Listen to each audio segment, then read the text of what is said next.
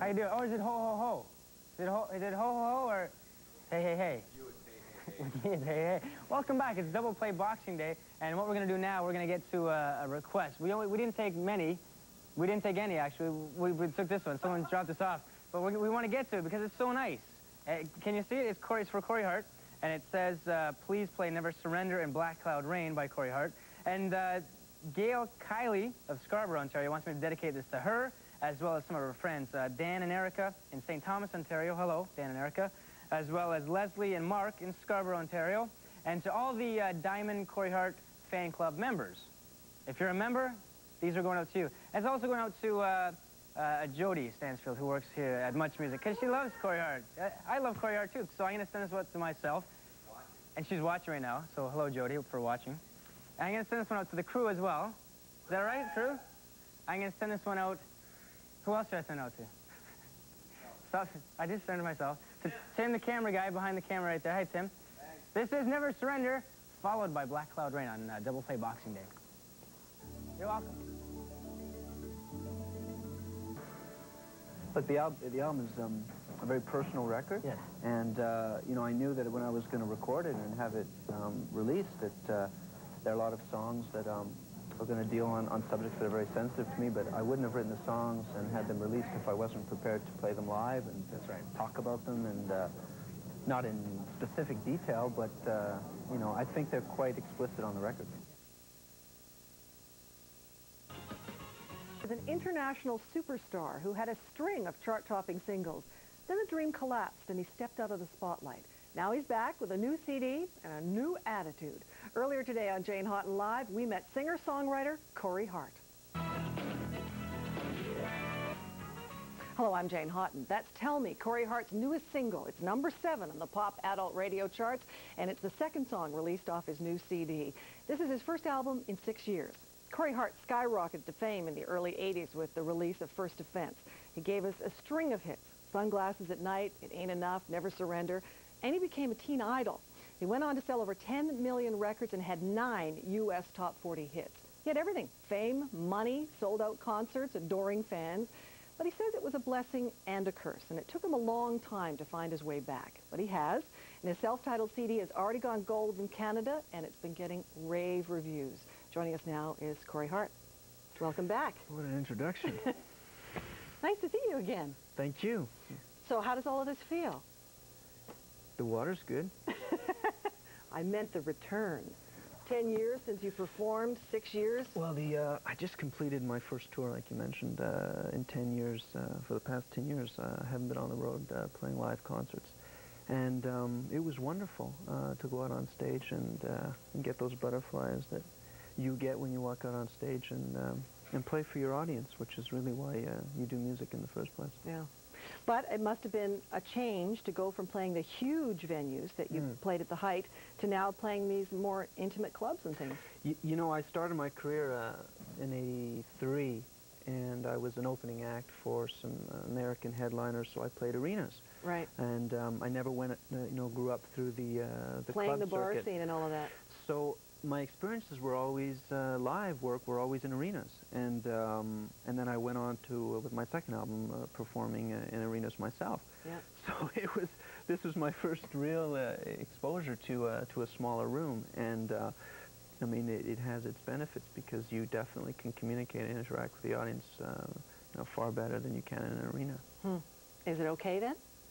Sure, it's okay.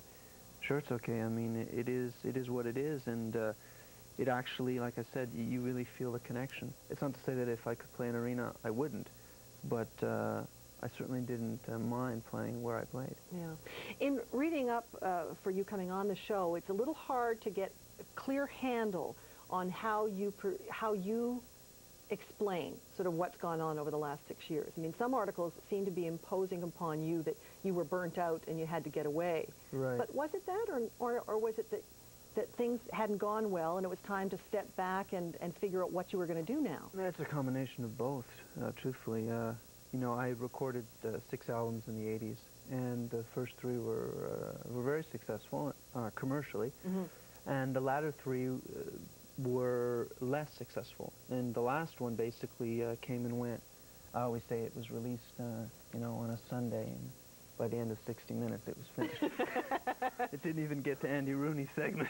Right. And when it goes so fast like that, you start to question what you're doing. You start to evaluate why it is that you're continuing to do this, and are you getting fulfillment from it? And it coincided with roughly 29, 30 at age time, where you start asking yourself some existential questions about, you know, the pursuit of happiness and fulfillment and relationships and things like that. And I decided that I was going to take a break for a while.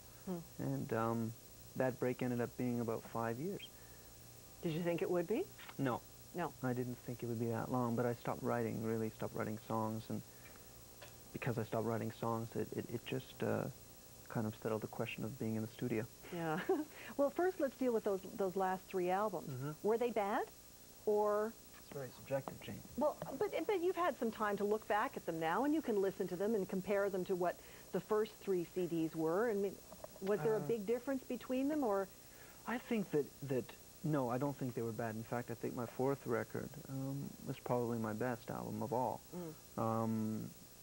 And I think that that when you look at a career of any artist, he's going to go through, or she's going to go through, periods of I call it this, you know, the sunlight time, where everything just seems to roll and work, and you put out records and they're going to be successful in the tours. But a long career is going to have its ups and downs and its peaks and valleys, and it's basically trying to stay on the playing field and keeping your head above water and not letting it affect you, your sensitivity and your moral fiber, that you can continue to do your art.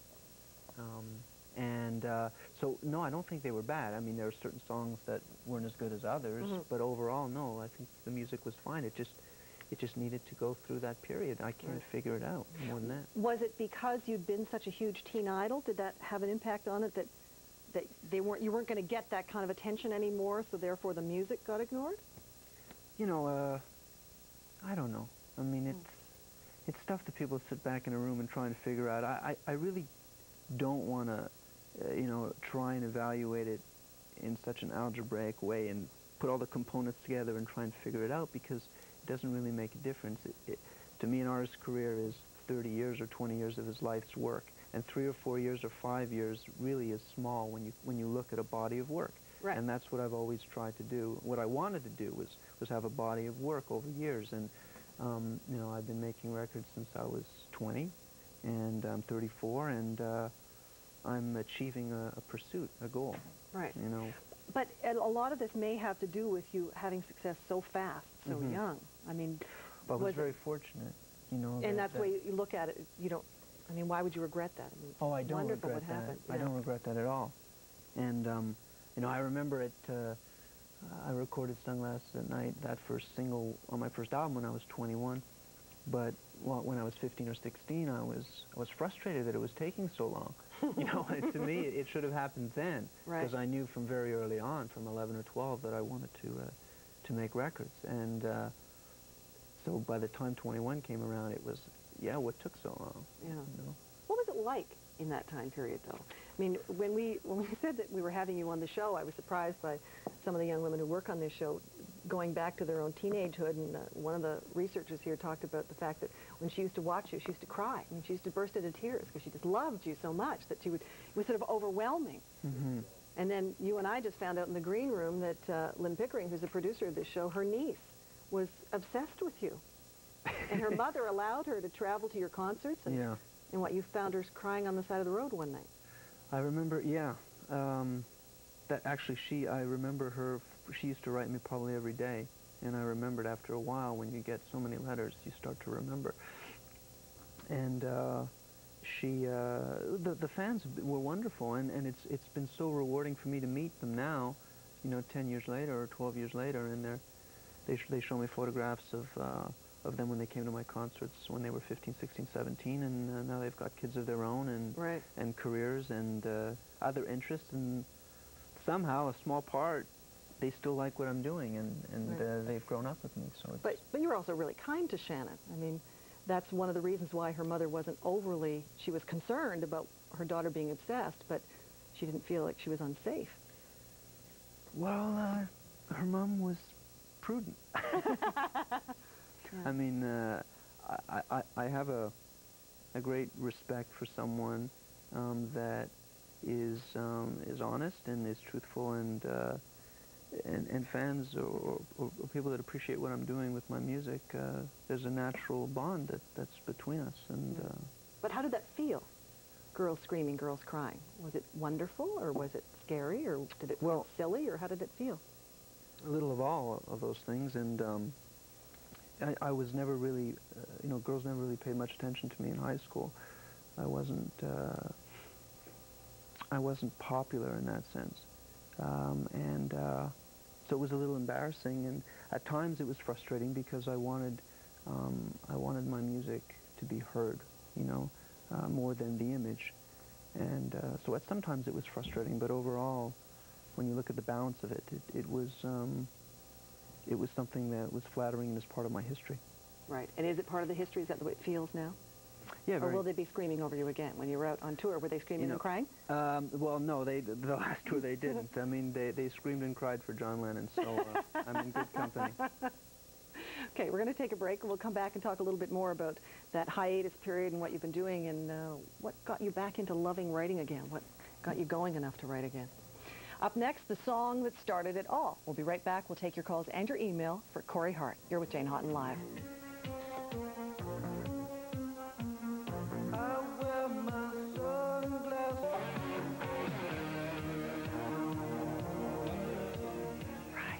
That's Sunglasses at Night, the song that propelled Corey Hart into stardom and won him a Juno Award for Best Video of the Year in 1983.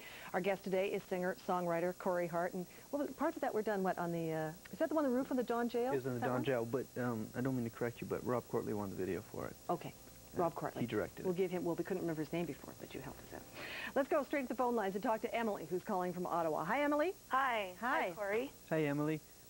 Well, basically, I'm just calling to say I'm a big fan. I was about 13 when Boy in the Box came out, and I just remember at school dances, it was your music and Bryan Adams, and it really made it, we thought, wow, as Canadian kids, we can do this. We can become big and I think that's just great. You inspired a lot of people. Thank you very much. Thank you. Did you ever see me in concert in Ottawa?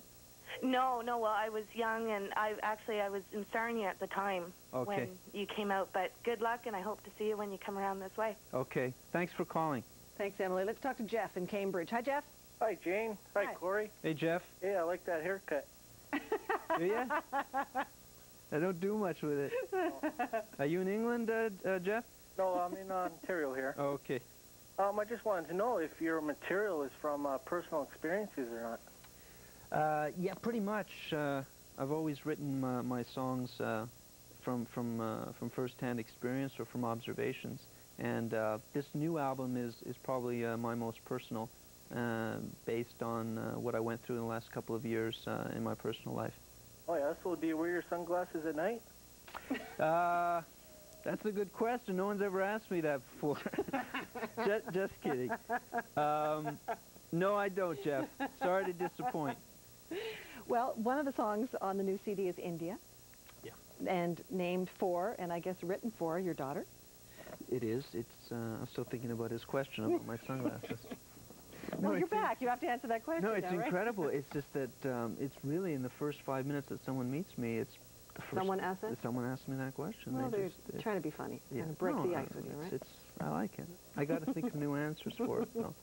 All right, so let's talk about what you've been through and what it was that made you ready to start writing and recording again. Was there something that happened, or did you have to get through a whole bunch of stuff before you could do this?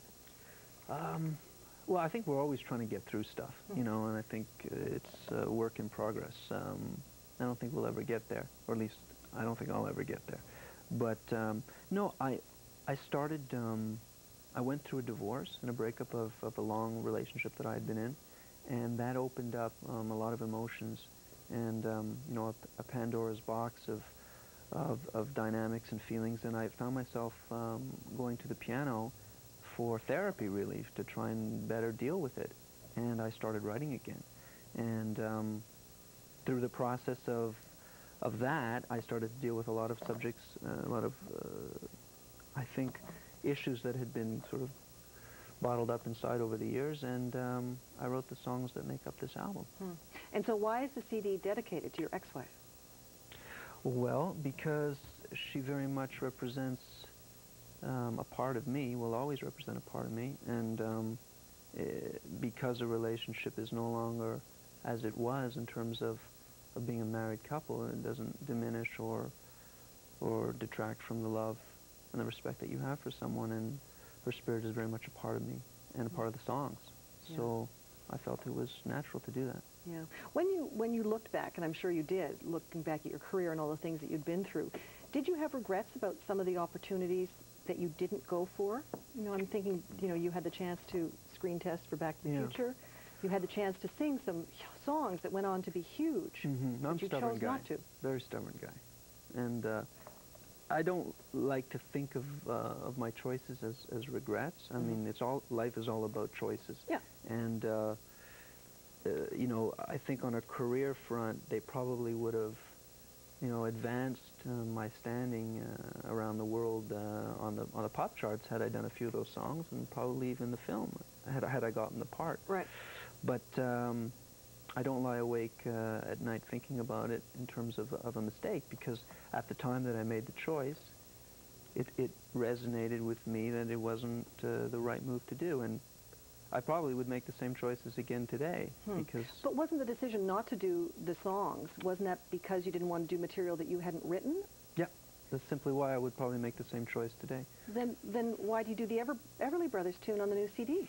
Well, in my career I've done, and I've recorded 7 albums, and I've done 2 covers. One was on my 3rd album, Elvis Presley's Can't Help Falling in Love, which was pure spontaneity and a last-minute addition to that album, recorded in a few hours.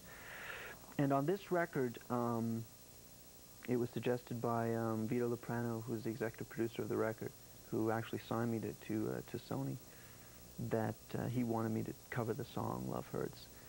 And my natural response was, you know, I don't do outside material, and he just urged me to please keep an open mind and try and just, you know, allow the song to be recorded and then, you know, evaluate it at the end of the day, because he felt that in the scheme of all the music and the lyrics that it would fit. So I recorded it because I was playing ball. and at the end of the day, I liked it, so I put it on. But you wouldn't allow the same thing to happen before. I mean, hadn't there been some discussion about recording, and then if you don't like it, we won't use it? No. I'm trying to remember on which one of them. But so there's so there's 2 out of 7 albums. What, the new cooperative, Corey, that this is about? No, I wouldn't go that far. I'm not cooperative. But no, at the end of the day, I made the choice to keep it on the record because I felt that it was appropriate that it was on the record. But to assume that I do outside material, or to you know, make that as the new precedent because I've done 2 is not really accurate. So you might not ever do it again? Or you might? I mean, I'm open to it, but I've only done 2 on 7 records, so the chances are slim. Let's talk to